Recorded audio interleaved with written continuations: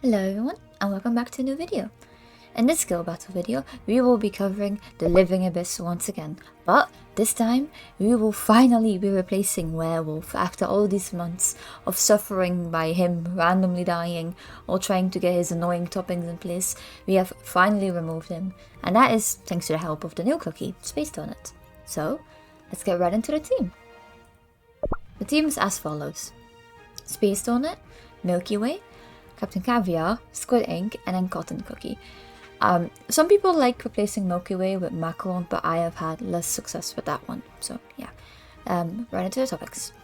For toppings, Space Donut will be starting on a full cooldown set. You can use Moonlight toppings on this. You can use these Resin Moonkiss toppings for both Space Donut and Milky Way. I very much recommend getting those and picking cooldown on them, because it's a lot more helpful that you can run those toppings instead of on those three.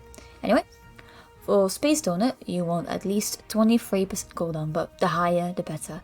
Then Milky Way, same toppings, but she will be needing at least 24% cooldown, because otherwise she might get stunned at a specific spot, and you don't really want that. Also, Milky Way's HP has to be higher than Space Donut, because the Abyss's Devour attack, which means that it will grab the highest HP cookie, you want it to grab Milky Way, not Donut. Anyway, Captain Caviar will also be running on a full cooldown set with at least 23% cooldown, the higher the better.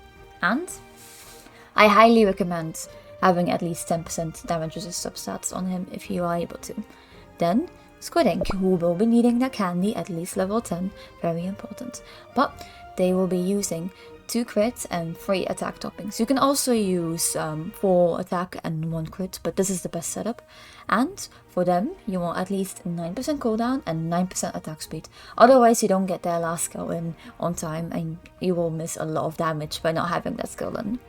Then, last but not least, you have Cotton Cookie, who needs at least 23.8% cooldown, because she wants to stun and tank the hits with her shape at the right time. And also, same for Caviar, it was the same as Cotton. I will recommend at least a little bit of damages on her, at least 10%, because sometimes she might get targeted and get quite low, and you don't want that to happen. Okay, for the treasures, it will be the new Whistle, which will automatically buff Caviar and Squid. You don't have to worry about the buff going to any of the other cookies.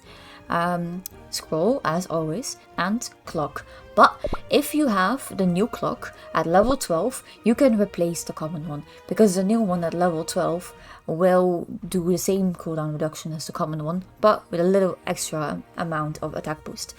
But as you can see, I have only a level 4 clock, so we are not going to be using this clock, and I will just be using the common for this video. Anyway, let's go right into the battle.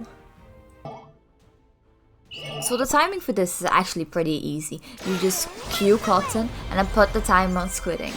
Then you will just spam everyone that's coming on, because this strategy is pretty much auto, but we of course want to be manually pressing everyone's skill, because otherwise the auto might give you a slight delay.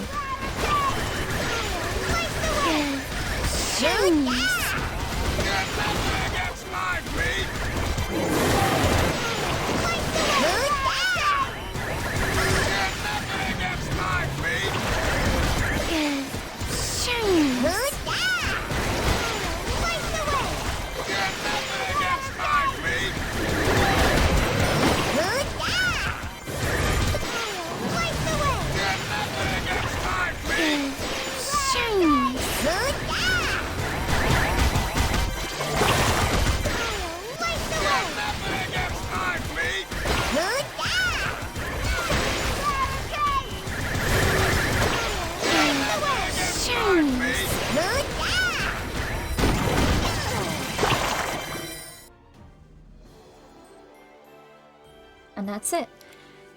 The strategy is pretty easy to perform, but as usual, this is Abyss, so you might have a slight damage range. For me, I can do 240 if I'm unlucky, but 260 if I'm a bit luckier. And the damage shot should look like this. Squid is really putting in all the work here that I can, and leveling that candy does make this go up quite a bit. For me, especially my Milky Way, it's quite low in damage. So you could go like maybe like 5 to 7 million higher, just because mine has a pretty low promotion, and the same applies to donuts. But yeah, that's pretty much it. It's gonna be a shorter video, but thank you very much for watching. Maybe subscribe, leave a like if the video was helpful to you. Thank you. Goodbye.